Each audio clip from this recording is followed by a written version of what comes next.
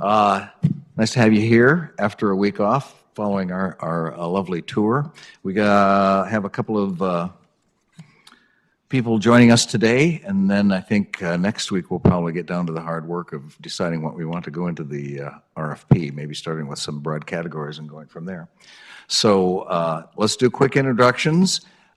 Before I forget, I'm going to see who's online. Shannon, I know Shannon was going to try to sign in. Are you there, Shannon? Not yet. Okay, how about Eric? Is Eric coming today? Eric is here. Okay. Hello, everyone. Introduce yourself. Eric Johnson, Assistant City Attorney for Fargo. Okay. All right. I'm Charlie Johnson, President and CEO of Visit Fargo Moorhead. There's Eric. Yeah, we have another guest. We'll introduce Tammy in a few minutes. Mallory Ackerman, Director of Convention Sales at Visit Fargo Moorhead. Emma McIntyre, Folkways. Kate Balstead, Southeast Education Cooperative. Denise Kolpak, Fargo City Commission. Tim Mahoney, City Mayor Fargo. Kent Kolstad, President Livewire. Michelle Turnberg, Fargo City Commission. Brenda Derrig, Fargo Assistant City Administrator. Dave Pepcorn, City Commission. Taylor Snelling, Mezzaluna in the drawing room. Joe Raso, Greater Fargo Moorhead EDC. Jim Gilmore, City Staff. Claire Hughes, GM of the Clubhouse Hotel and Suites. Thanks, everybody. We have a couple of guests today, and I see one of them is with us already. And so I think I'm going to, Kent, you want to introduce Tammy? You know her, right? And give I us sure a little can. background. Tammy Vignes, is that how we say it? Yep. All right. Kent, Yep. take it away. Hey, Tammy. Excited to welcome Tammy Vignes from BBI International, based out of Grand Forks. Many of you are familiar with BBI from hosting the UAS Summit at the Alaris Center in Grand Forks, but they also host quite a few other events around the country that we have the privilege of working with them on. And Tammy's a wonderful conference and convention planner for BBI, very well experienced across all sorts of different events, shapes, and sizes. So Tammy is going to share with us a little bit today on what she looks for in convention center spaces around the country. So that's one perspective that I think we haven't really heard too much about in terms of what we want to create in terms of a national potential presence for events that might be able to come to Fargo Moorhead. So Tammy, I'll let you take it away. Thanks. Thanks everybody for having me. You can hear me okay? Yep, you're good. Okay, perfect. Yes, like Kent said, I'm the Senior Conference Manager for BBI International. As mentioned, we produce a number of international events around the country. Locally, we produce the UAS Summit and Expo in Grand Forks. But I've had lots of experience with new venues, existing venues, everything around the country. For me personally, the events that we plan that aren't local to Grand Forks are a little bit larger. We're looking, for exhibit space, not just ballroom space, although ballroom space is also very important. And really, we don't do a lot of events that are just located at a hotel. So I think it's really exciting that Fargo is considering building a convention center. I think it's very much needed for the area, really with only the Alaris Center in the closest proximity. The next closest would be, I suppose, Bismarck. Exhibit space is really huge for people like me. Generally speaking, I'm looking for anywhere between 100 and 200,000 square feet in exhibit space. So definitely things that are sizable. And like I said, additionally, ballroom space, meeting room space, smaller boardrooms, and, proximity to hotels is also pretty essential. Okay. I know Kent put together a list of questions, same things I have right here in front of me. Thank you. That he thought we might be interested in, and we are, of course. So I think the first thing you already talked about space for exhibits, but what are the other key things you look for in venues where you're going to set up and work? We're talking about logistical things, loading docks, kitchens, that kind of stuff. Definitely adequate loading space is pretty critical. Many of the events that we do require an advanced warehouse that houses things ahead of time, trucking companies that bring exhibits over. Several of our exhibitors have large scale exhibits that they bring in, oftentimes hiring like an exhibitor services or exhibitor appointed contractor that goes in and sets up their booth for them. So, access for trucks, whether it's production trucks or AV trucks, things like that, ease of access is pretty critical. Also access that's relatively easy to ballroom space. Oftentimes that's where we do our biggest production per se. As Kent can attest to, we do a large general session that often includes, rigging and lighting and a very large stage, digital components. So certainly ease for our AV team to access ballroom space is very nice. Flexibility within the convention center too. It's really helpful, depending on the size of the show, depending on the size of the convention center, if the actual space at the building is flexible. And what I mean by that are like air walls and things like that can be used to, make a space bigger, cut it down, and not just in ballrooms, but in meeting room space as well. We do a lot of session rooms and tracks, and oftentimes, depending on the location, we do have to utilize more than one room. So that requires taking down an air wall or something like that. What other questions? Just if the Lara Center my you're list, too. in Grand Forks, what would you say you might do different with that? Because to me, that's kind of maybe the size we're looking at as a convention center, the Grand Forks size. Fairly close in many aspects. Yeah. What do you think would be, if I did it over, what would I do different? Sure. Well, one thing they are lacking is an actual dedicated exhibit hall. Of course, they have the arena, but that isn't really what we're looking for a lot of times when it comes to, just a traditional exhibit hall. We have done shows in their arena, and it works, it's fine, but it's just not set up quite the same. I mean, you've got the seating around the perimeter. It doesn't lend itself to looking like an actual exhibit hall. So I think that is a critical piece that is really missing kind of in our town. Their ballrooms. We looked at St. Cloud, and there's Yeah. no seating on the outside. We just saw huge blank rooms, and that's in a sense when you're Sure. saying you want exhibit space, that's what Yes. you need is just a huge blank space. Yep. Exactly. And as a planner, I can tell you if you can avoid putting columns in exhibit halls, you will make a lot of friends. They're very difficult to navigate around, to build a floor plan out from. The fewer, and especially if you can really get by with no columns, that's awesome. So I would, yes, highly recommend that. I don't know where you're at with the planning stages, but even things like power, for us, power drops from the floor is, I think, more convenient than anything that's coming from the ceiling.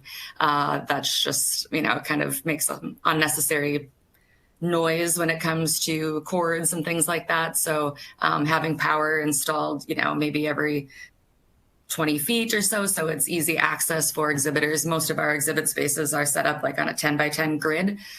So kind of keeping that in mind, I think that's pretty typical across the board with meeting planners bringing in conventions, is that they're looking at kind of that 10 by 10 space and building from there.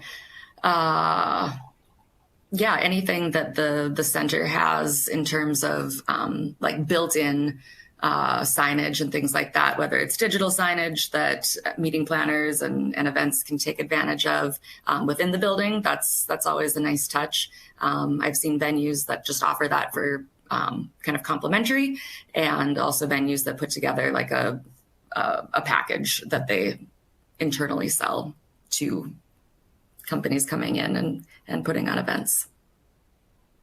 So you were talking about power, and a lot of us have been, well, at least those of us who work, I think everyone here has been to conferences. I don't know how many actually set up the booth, but we've done that a lot. So power is obviously an issue, though. I've never really noticed in all the convention centers we've gone to if there's if they have power outlets on the floor every 10 or maybe 20 feet. Is that what you find in the best places? Yeah, the fewer, the closer they are together, it's definitely easier for exhibitors to draw from, and it sort of avoids having to run cables and cords and things like that everywhere. Of course, you have to secure them down, otherwise they'll be trip hazards, and sometimes they're located in awkward positions where you actually have to put like a cable ramp over them, which is just both unsightly and sometimes a little bit dangerous, as far as, even though the ramp is there to avoid tripping, it's still kind of in the way. Other questions for Tammy? Yeah, Tammy, you mentioned the offsite exhibit storage. I'm just curious, can you speak to that a little bit more? I don't think that's come up in any of our discussions yet. Yeah. Right. And truthfully, I don't really coordinate that part of it. It comes from our expo services contractor that we work with. But we do always, for most of our shows, have an advanced warehouse where anybody who's shipping, whether it's their booth items or for us, we do a lot of sponsorships at all of our events. And with those sponsorships, people are able to send items for our sponsor table or the conference bag, that kind of thing. And those we require to get in ahead of time. So we need to secure an advanced warehouse where all of that stuff can be stored. They generally have about a month-long window a shipping window where those can be received.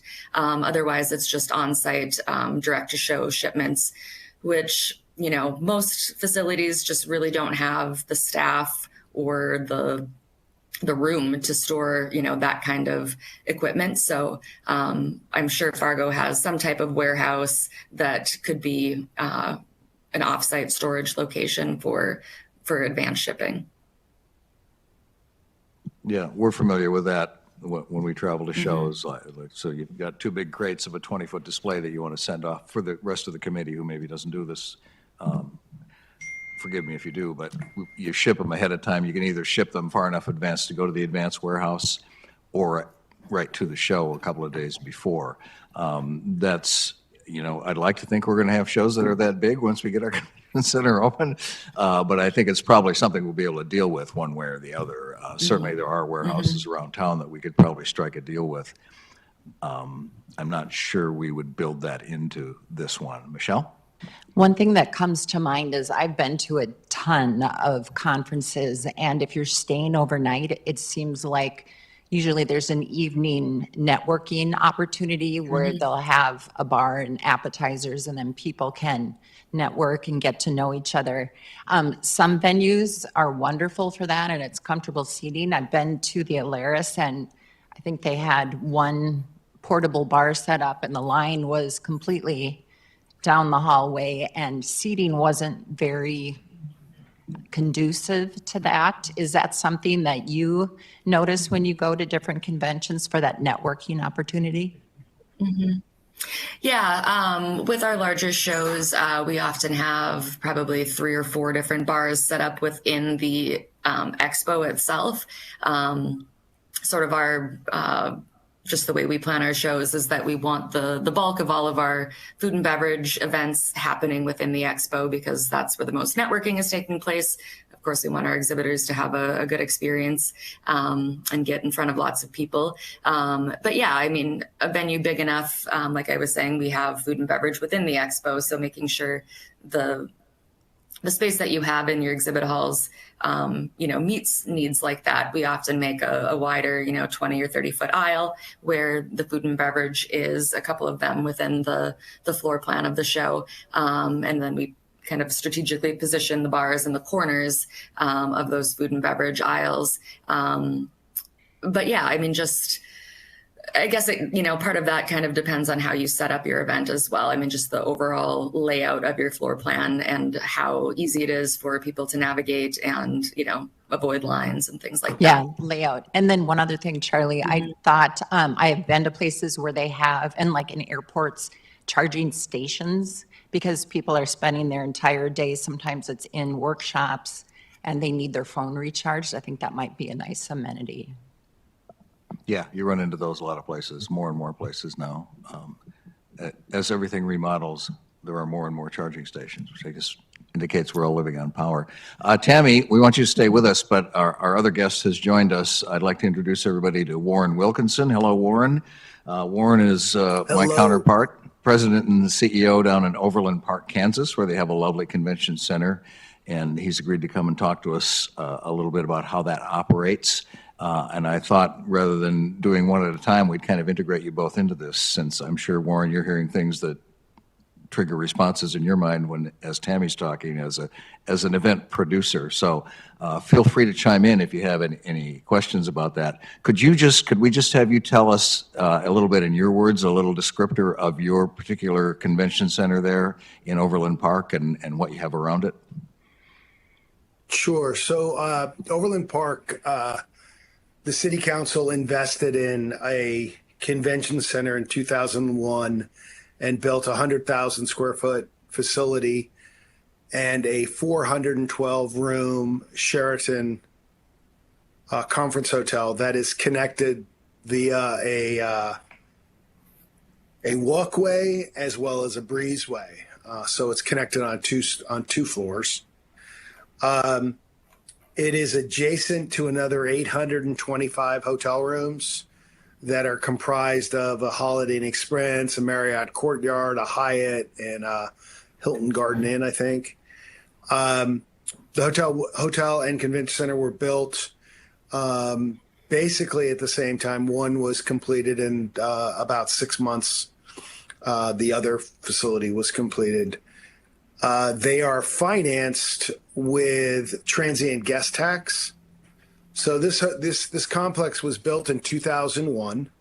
The idea of placemaking and development was not as intentional as it is today.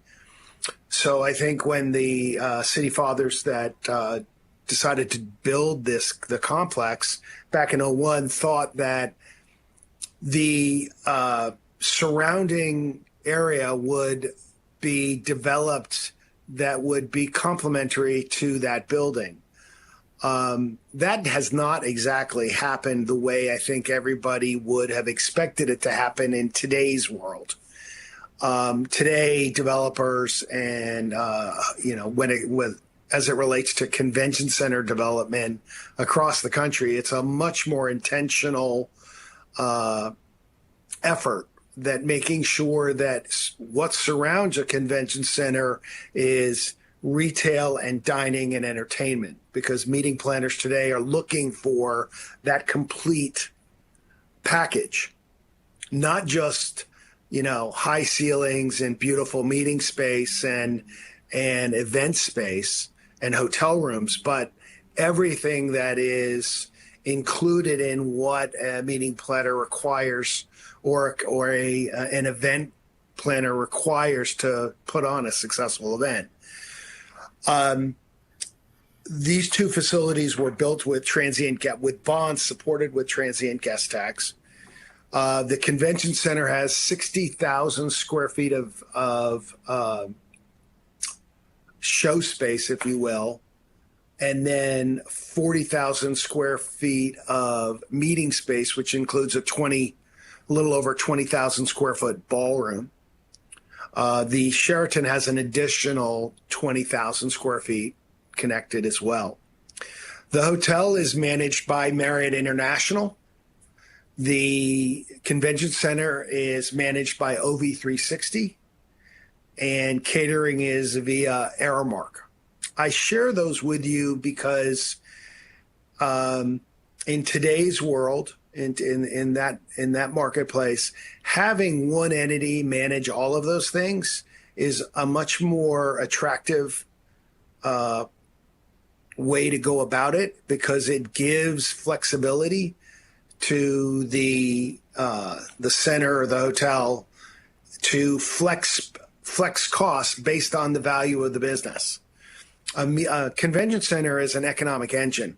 It is not, in all practicality, should not be thought of as a profit center, but as an economic engine, a vehicle to drive overnight visitation so that you can get, quite frankly, a greater share of wallet from a visitor. Overnight visitors spend probably 5 times what a day visitor spends. we're right now, and I've been the CEO of Visit Overland Park for about 3 years, and I'm working with the city to figure out how do we align these two buildings so that we can get it to potentially a one operator, which would allow us to be a lot more flexible in terms of pricing and how we go about bringing that facility and that hotel to market. We're starting to really look at what goes into that building in terms of business and really what's the best way and, quite frankly, the fastest way to drive economic impact. The meeting planning cycle has shortened dramatically since COVID. And so, historically it's been 18 months out, like for the DMO, Visit Overland Park, to sell that center. We look at business 18 months out, and really, we're talking about moving that to 12 months out so that we have a better chance of being successful in selling the building. The other thing that we're looking at is what constitutes a convention, or what constitutes the right kind of business to put in that building. And I think it's a little different than what was initially intended back in 2001, because the market's changed. And we're seeing the potential to drive pretty significant economic impact through sporting events and a wide variety of sporting events, whether it's mat sports or court sports or cheer and dance or pickleball, anything that's going to drive valuable overnight visitation that will drive room nights and obviously transient guest tax, but also activity and tax revenue in our restaurants, in our stores, and our attractions in the city. So we're really taking a much more comprehensive approach of how do we leverage that building and looking at pricing and how to be competitive in the marketplace. Hey, Warren, thank you so much for that awesome answer. I do want to jump in here quickly. Ken from Livebar, by the way. I do want to jump in here quickly because I know Tammy has to run before 2:30 here, and I want to jump back to a question that you actually kind of touched on as well. Tammy, from your perspective, how important is the convention center's proximity to hotels, restaurants, other attractions within a given city as you're planning these different conferences and conventions? Yeah, it's huge. Having especially a full service hotel, whether it's attached or just very near, is something that we're always looking for. Often we do hotel room blocks at full service hotels. Occasionally we'll do like an overflow block or something, depending on where we're at. But it's really nice if a hotel has a restaurant and bar and some amenities within the facility, as well as maybe some different price point type hotels also in the close range to the center. Restaurants, things like that. Many of our attendees for the events that we produce are flying in. So they're usually without a car. And of course, obviously there's Uber and Lyft and taxis and what have you, but things that are easily accessible within walking distance is great. It's also helpful just to point out when a large event is coming to town, if the local CVB or tourism staff can let area restaurants know. It seems we all know staffing has just been such a huge issue kind of across the board after COVID. And it's really nice to give restaurants a heads up that, hey, there's a big convention here in town. We are expecting, however many hundreds of people, just a heads up that, these nights your restaurant might have an influx of visitors. So just to staff accordingly is really helpful too, just so people have a good experience of the city. We always send out post-event surveys asking people how they felt about the location we were just at, what they would like to see done differently, where they would like to go in the future. So of course, just all the things coming together to make it a positive experience is something that we take into consideration when we're planning for the next year's event. Right on. And I know that when we toured St. Cloud and Rochester, that came up, actually, the email bomb, if you will, in terms of big events that were coming to town, was a huge help to local vendors and other hospitality folks. One more question for you, if you can, and then I promise we'll let you go. In your mind, as you see it, from your perspective, what are the most memorable and impactful experiences you've had at convention centers in terms of planning your events? What really made the difference for you in any given location?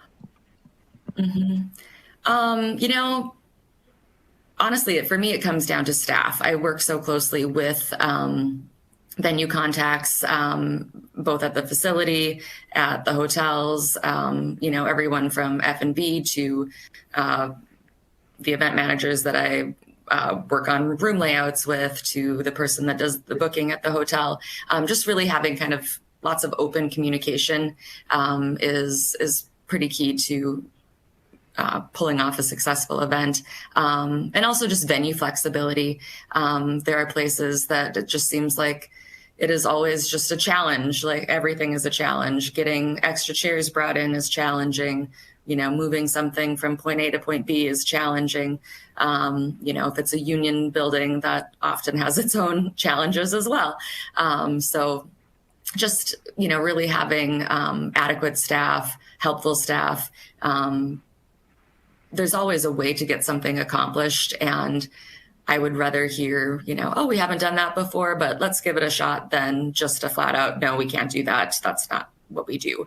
It's just really helpful when, because we do pull some audibles at the last minute, and having that flexibility is very helpful for me. Yeah, Tammy, just one quick question. The same to you, Warren, is how far is too far to retail and entertainment and other things? I recognize next door is what you want, but in your experiences, what's too far? Well, I honestly think it kind of depends on the location. If you're in a, beautiful, safe, walkable city, several blocks is not any big deal. We do a lot of shows in Minneapolis, and the convention center is downtown. Usually our hotel is probably 3 or 4 blocks away, and as are a lot of the restaurants and things like that people walk to. Sometimes there's concern about the safety of the city at, after dark. So that's something to take in consideration, the actual physical location of the venue, and how safe people may feel walking back and forth to places. Also depends on the time of year that the event is being held, of course. If it's February in North Dakota, they might, not even want to walk 2 blocks. But, I would say, within a half mile, it's really nice to have a nice radius of different options for people. And then also, just after that, just relying on adequate Uber and Lyft services. Can I follow up with that, Charlie? Yeah, go ahead. Is this Shannon? Okay. Yeah, it's Shannon. Warren and Tammy, sorry I'm not there in person. My name is Shannon Full. I'm the president of the Chamber of Commerce. And Warren, I know your chamber president, Tracy, very well. She speaks very highly of you. So, but I'm curious on a follow-up to Joe's question. When we think about the economic engine component of this, I know that we'll have different sites throughout our community that some of those may be able to be in close proximity. How much do you see, or have you seen in the shows that you do, Tammy, that maybe the convention center was built and then that spurred the economic development of restaurants and retail around it, or which portion of those is it essential that gets placed next to it? Do you understand? Yeah. I think, if you build it, they will come is kind of a common theme. Having a venue, and the Alaris Center is a good example. They built it sort of on the outskirts of the city 20 years ago, and then Can-Ad followed, and now there's a lot of hotels in the area as well. It's nice to have a few things that are very already available and accessible, but also getting I think once the facility is built, more places will probably crop up around it. Is that what your question was? Yep. Yeah. Yep, that's perfect. Warren, you have any thoughts on that? And I'm so sorry, everyone. probably- I have to bow out. I'm late for an appointment. Okay, thank you, Tammy. I'm happy to, you're welcome. Thank you. If you have any follow-up questions, I'm happy to respond via email. Okay, thank you very much. We'll excuse Okay, you. Thanks so thanks all. much for taking time. Okay, Warren, it's all You're you welcome.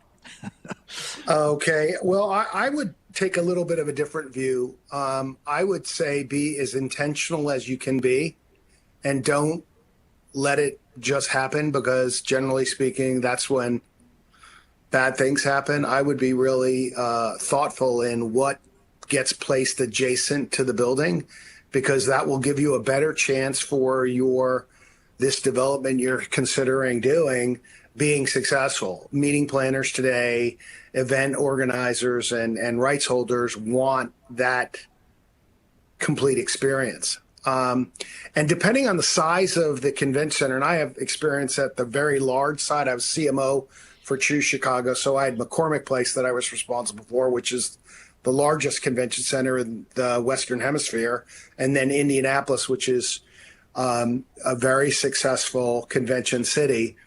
And then, of course, Overland Park, which is much smaller. So it depends on the size. But I would tell you that walking distance is relative, but walking distance is more than adequate. And I would say 2 or 3 blocks. If the weather is pretty good, no one's going to have a problem walking 2 or 3 blocks, especially if it's safe. And I think Fargo's a really safe, beautiful community. So I don't think that's an issue for you all.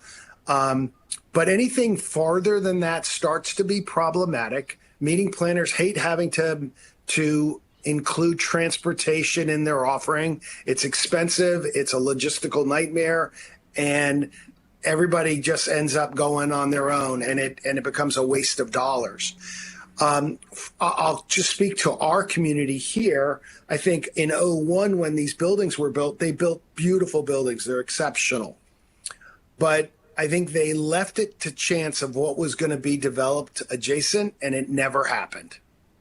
And so now we are trying to re-engineer a convention district with entertainment and dining and retail. So I would urge you to be very intentional of what you place adjacent. And if there's ways to incent getting what you want adjacent, I would encourage you to do that.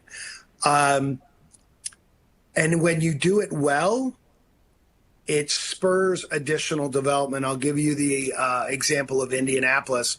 We had a really nice convention center. We got a hotel developer, White Lodging, to build a 2,002 room, 5 hotel complex, including a JW Marriott. And they were very intentional about what they put around that and what was developed around that. So much so that Indianapolis is now investing in another 800 room tower, a Hilton Signia. And it was all because their convention package became so competitive that they needed more capacity. So their intentionality of what they built around their convention center spurred development. And I think what you're trying to build, after what was shared with me, I think getting restaurants and some entertainment adjacent or within walking distance will make that center an economic engine and will help you drive a lot of overnight visitation in your hotels, which will drive economic impact. Hopefully that helps a little bit. Yeah. Other questions for Warren? Commissioner Pepcorn. I have a question. So from your perspective, we have a blank slate. What are like the key things that you think we should try to include in our project? What are the main things that you think? Well, based on what's been shared with me, I think what you're thinking about as far as convention center makes a lot of sense. I would do a pretty competitive analysis of what's, within 350 miles of Fargo, so you understand what the competitive landscape looks like, because I would think this is more of a regional play.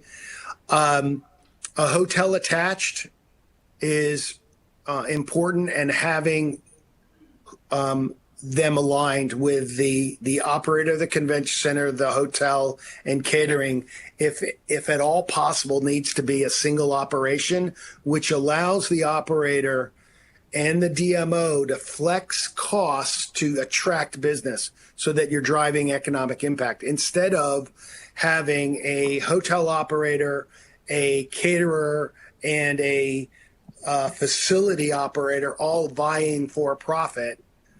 Instead, they're working in concert as one. I would try and get some type of entertainment district adjacent.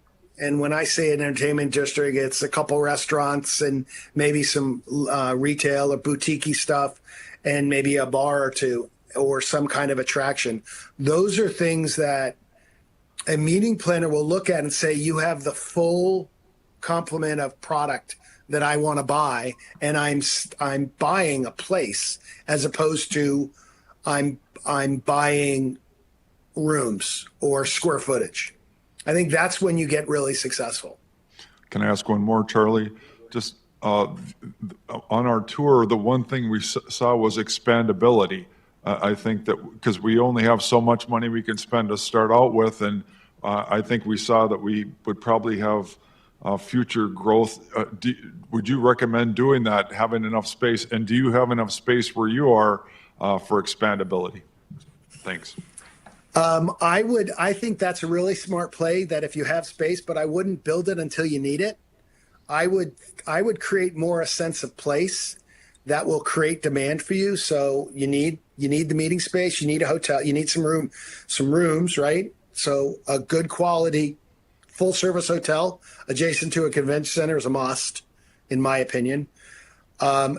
Additional rooms if possible, but they could come a little bit later as you start to see success. And then the ability to expand once you have that destination, right? That meetings package, which includes entertainment, exhibit space and meeting space and hotel. We do have the ability to expand, and it was designed to be expanded. And here we are 25 years later and we haven't expanded. And I would honestly say the reason it hasn't been expanded is we did not, and the world was a little different in 01. So I'm not casting doubts on our leaders that built the facility back in 01 because the market was very different. But if we had developed that kind of entertainment district adjacent to the convention center and hotel, I think we would need to expand. Now we have to create that destination, and then there may be a need for expansion. Hopefully that answers your question. But you do have enough room for expansion if Yes, we could literally go to 275 if we needed to. What kind of a parking arrangement do you have near your facility? Is it surface parking, or do you have a parking ramp around it? A ramp? It's surface parking, and then the Sheraton has a ramp. Okay. What does it cost your city to run the convention center? Is it a cost to the city, or does your tax cover that? So that's a great question. So the buildings were built and supported by bonds that are backstopped with transient guest tax. I would tell you that when you run a convention center, and this is from my experience in Chicago and also Indianapolis, they are economic engines. So they quite frankly, by definition, probably should not be seen as profit centers. They should not be a burden on the community, but they should be operated as an economic engine to drive overnight visitation so that you get you're bringing monies from an outside economy into your economy. The convention center right now shows a marginal profit, but we really need it to be more operating as a economic engine as opposed to a profit center. So that's why I started the conversation saying we're looking at other types of business to put in it to drive greater economic impact. So would your guest tax, whatever you want to call it, would that cover a deficit if necessary? Is there enough in there that the annual tax would cover a deficit, so you wouldn't necessarily have to worry about making this a profit-making center? I think so. Yeah. I think the reality is that, we have pretty high hotel tax, TGT. So the bonds are covered by the TGT. The operating costs of the center, if we were to make these kind of adjustments that I talk about, would be covered by the additional sales tax and TGT revenues that we would generate. So Overland Park's about I actually just got the initial numbers. We're just shy of $1 billion visitor economy for Overland Park. And that's just direct spend. And I think by driving greater overnight or events that go into the center that drive more overnight visitation will generate significantly increased tax revenues that would cover any kind of operational shortfall. Okay. Joe? Warren, was there ever additional districts established around this, a tax increment finance district or anything that could be used back against future development or the development that took place? And if not, is that something that, in your opinion, should be considered for a project like this? Tax increment financing is something that's done in Overland Park. To my knowledge, there is not a TIF district around this center. It was built based on being supported by TGT. I think that opportunity exists, but I can't say with certainty that it does. I have talked to the city and to leaders that I think we need to be creative on how to spur development there so that we can create that sense of place, that entertainment district that would drive greater usage of the facility for events that drive overnight visitation. But I can't speak for certain that opportunity exists, though we do TIF financing in Overland Park. Other questions for Warren? So when we talked on the phone, do you have a question? Yeah, go ahead. Yes, Kate. I actually have a question about catering. I'd like to hear a little bit more about your decision to have like in-house catering versus just having like a list of preferred caterers. Well, so when the center was created in 2001, they built obviously a pretty robust catering kitchen operation and had always had it operated by a third party. Aramark is the caterer of record today in the center. I don't know if they've always been, but they've been for quite a while.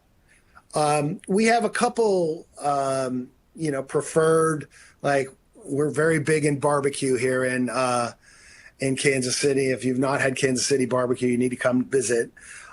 So we have Jack Stack who does some catering in the center, but I can't tell you why they made that decision. It is not uncommon for large centers to have a company like Aramark take on that role, and they have a chef that is pretty good, but it provides a little bit of more standardization for what the market demands, as opposed to having a third-party local purveyor handle that. Just for clarification on that, Warren, are you saying that you recommend a single provider, or you just have a single manager and they may be contracting and having local preferred caterers? I would have a single provider and maybe have a couple specialty type partners. But what I am going to say, I'm going to be really direct on this. I would make sure that you don't have 3 different operators in the building. So a hotel management company a convention center management company, and a caterer. When you do that, you're asking a meeting planner or a rights holder or an event operator to deal with 3 entities. And even if they have a singular contract, you have 3 entities vying for profit, and a very hard chance or a very difficult opportunity to flex costs to attract business. Because not all business is equal. Some pieces of business may have a lot of room nights tied to it, some meeting space, and no catering, right? So, but the ability to flex your costs to make your destination competitive is a lot easier if you're dealing with one entity and one profit line as opposed to 3. So how is this arrangement, which obviously you don't like, how has that affected your ability? Yeah, have you to noticed put meat? that? Yeah, I've noticed it. It's a thread from the Yeah. last time we talked to. Yeah, how has that affected your ability to put? And this is, I think, is important in this group. How has this negatively affected your ability to actually put conferences, conventions that produce room nights into that building? It's made it almost impossible. Wow. It's almost impossible.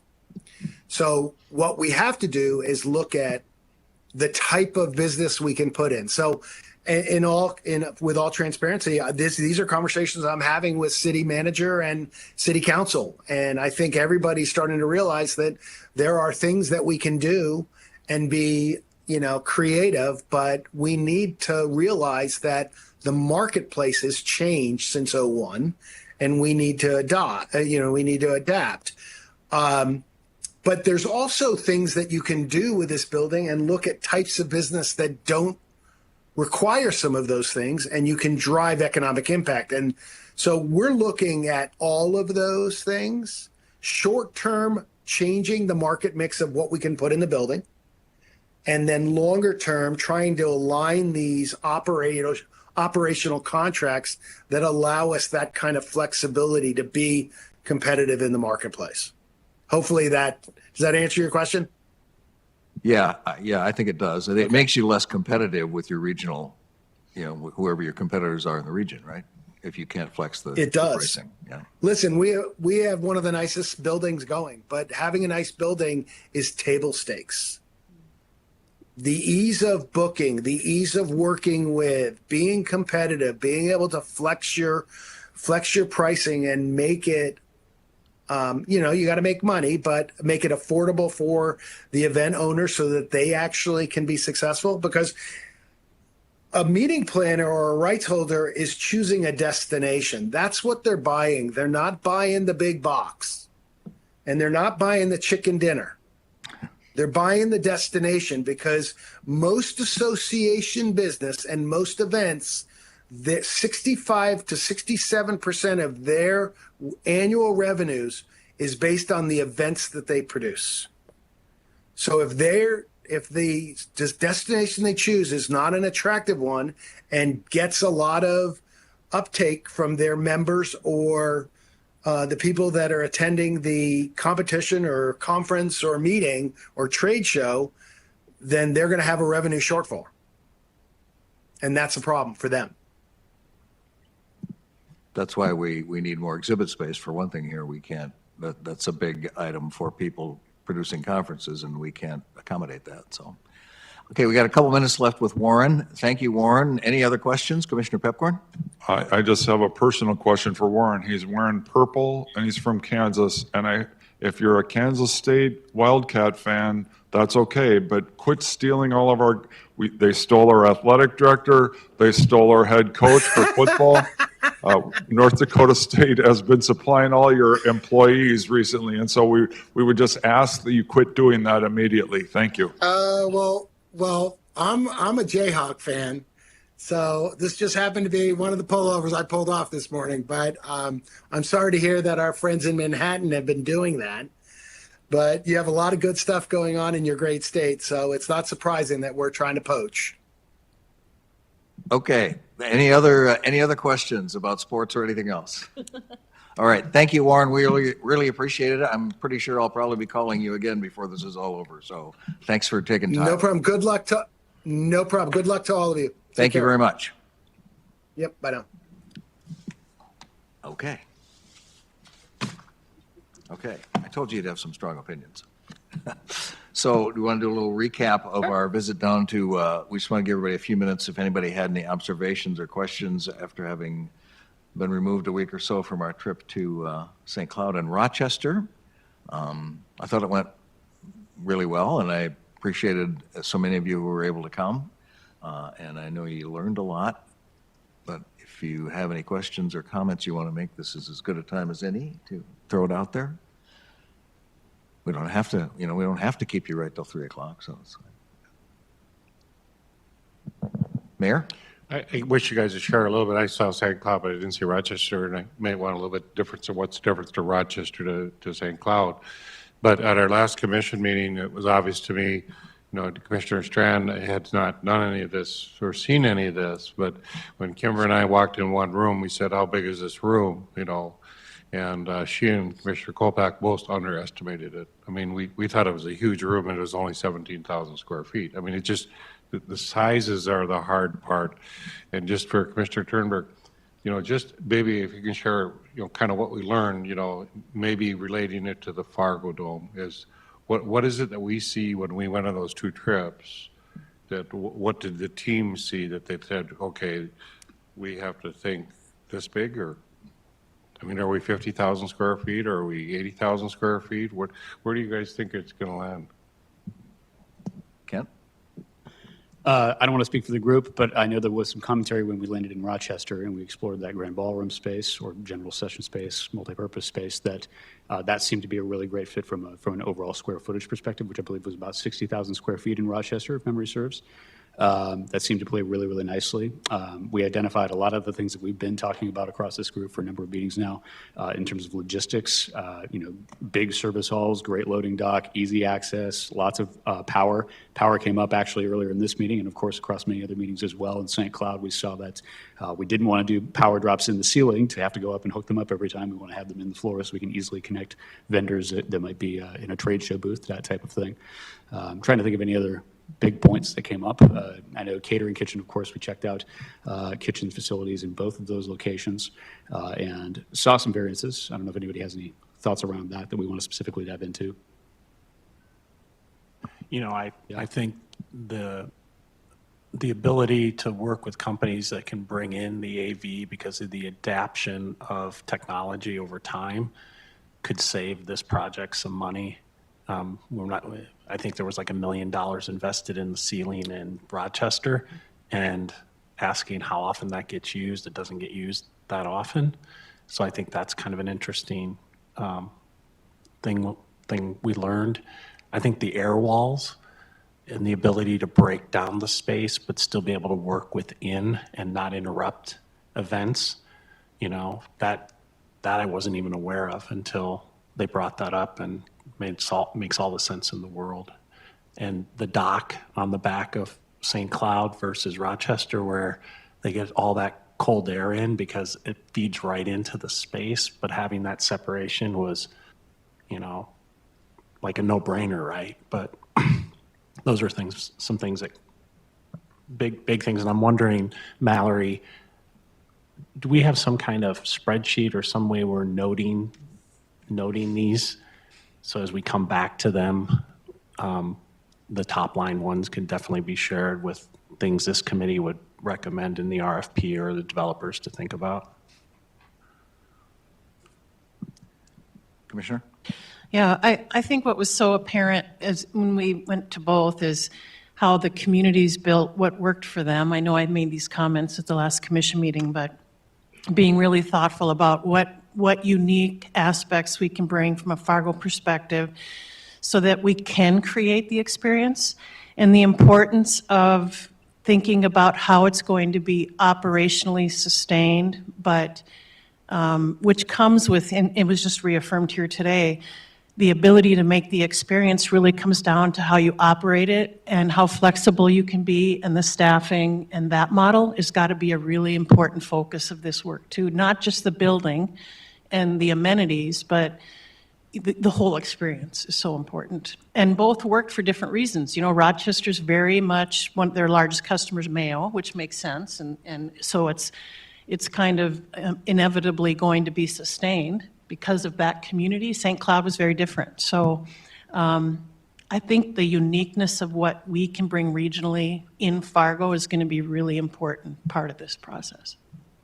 Yeah, absolutely. And talking about that power thing, you do want power in the ceiling, though. You might have to put up a grid. We just don't want all your power dropping down from the ceiling, right? Right. I think we need it in multiple different locations. I mean, the floor pockets that were discussed, are really intended for trade shows, expos, that type of thing.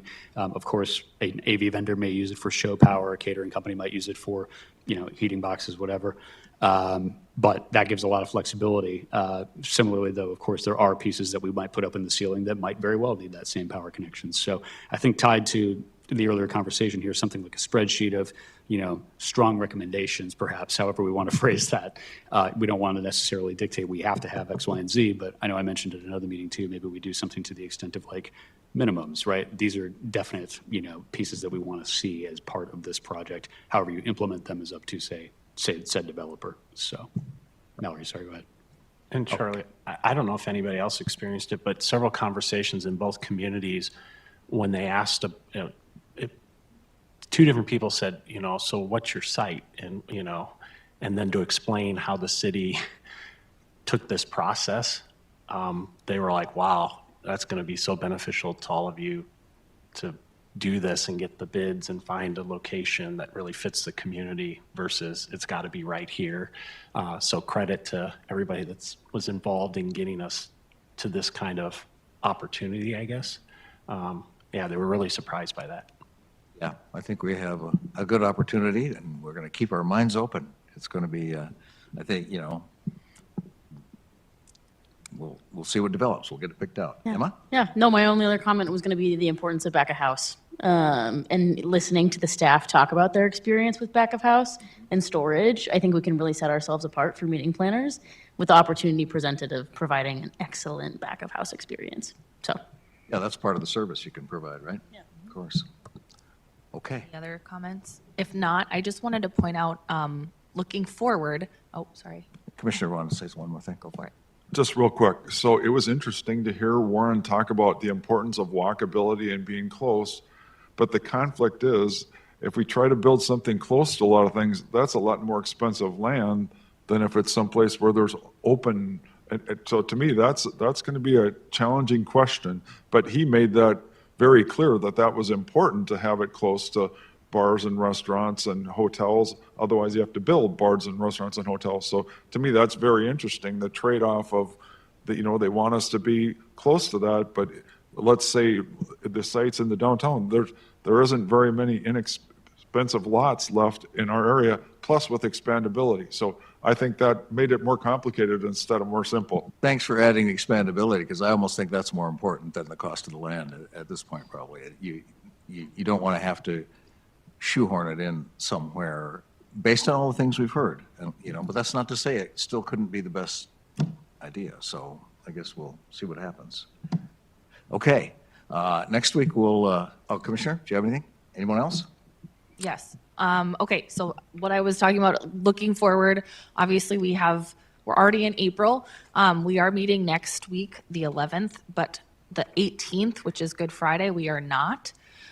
So that gives us the 11th and the 25th to meet 2 more times before, which right now we have our go date of the end of April to have an RFP out. I just wanted to bring that to our attention because we are already into the next month.